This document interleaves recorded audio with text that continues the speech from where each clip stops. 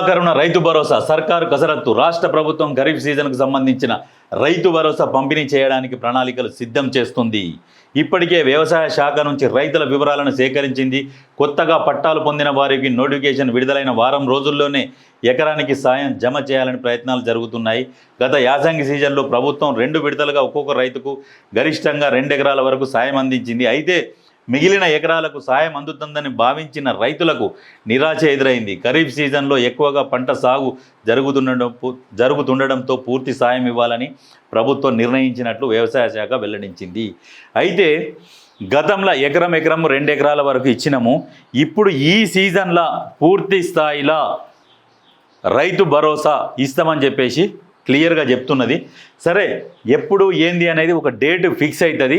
కసరత్తు చేస్తున్నారు, రైతుల వివరాలు మొత్తం సేకరించారు.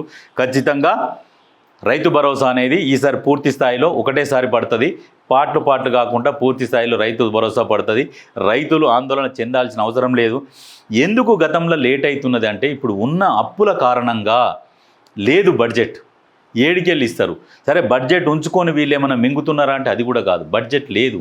అప్పులకు 6,500 కోట్లు ప్రతి నెల అప్పులు కట్టుడు, ఉద్యోగాలకు జీతాలు, ఉచిత పథకాలు కావచ్చు, సంక్షేమ పథకాలు కావచ్చు, వీటన్నిటికీ కొన్ని సబ్సిడీ సిలిండర్ కావచ్చు, ఇప్పుడు ఆర్టీసీకి కావచ్చు, వీటన్నిటికీ కడుతూ ఉన్నాడు.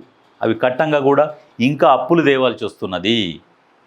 గతంలో లాగా రైతు బంధు కోసం ఔటర్ రింగ్ రోడ్డును తాకట్టు పెట్టి, గతంలో లాగా రైతు బంధు కోసము లిక్కర్ టెండర్లు వేసి, గతంలో లాగా ప్రభుత్వ భూములు అన్ని అమ్మేసి రైతు బంధు కోసం ఇటువంటి పనులు చేస్తలేడు. ఇటువంటి ప్రభుత్వ ఆస్తులని కాపాడుకుంటూ ఈ రైతు భరోసా అనేది కార్యక్రమం ముందుకు తీసుకుపోతున్నాడు. నిజంగా రైతులు కూడా పెద్ద మనసు చేసుకొని అర్థం చేసుకొని ప్రభుత్వానికి సహకరించాలి. ఎందుకంటే ఇప్పుడు ప్రభుత్వ భూములు అమ్మితే అది ప్రజల ఆస్తే కదా, అది అమ్మి ఇవ్వాలంటే ఇవ్వచ్చు. ఇప్పుడు అట్లా అమ్ముకుంటూ పోతే లాస్ట్కి ఏం మిగలదన్న ఉద్దేశంతో ఒక మంచి పని మొదలు పెట్టుకున్నాడు. అందరు సహకరిస్తే, నిజంగా రేవంత్ రెడ్డి గారికి కనుక అందరు సహకరిస్తే తెలంగాణ బంగారు తెలంగాణ అనేది ఖచ్చితంగా అవుతుంది. ఆయన చెప్తలేడు గతంలో లాగా నేను బంగారు తెలంగాణ అని చెప్పి మొత్తం ఏది తుప్పుపట్టిన తెలంగాణను చేసి ఆగం చేసిపోయిండు. ఈయన అటువంటి నినాదం తీసుకుంటలేడు. ఏం చెప్పకుండా పని చేయాలి, తెలంగాణను అభివృద్ధి చేయాలనే ఒక లక్ష్యంతో పనిచేస్తున్నాడు. కాబట్టి ప్రజలు కూడా సహకరిస్తే నిజంగా చాలా మంచిది.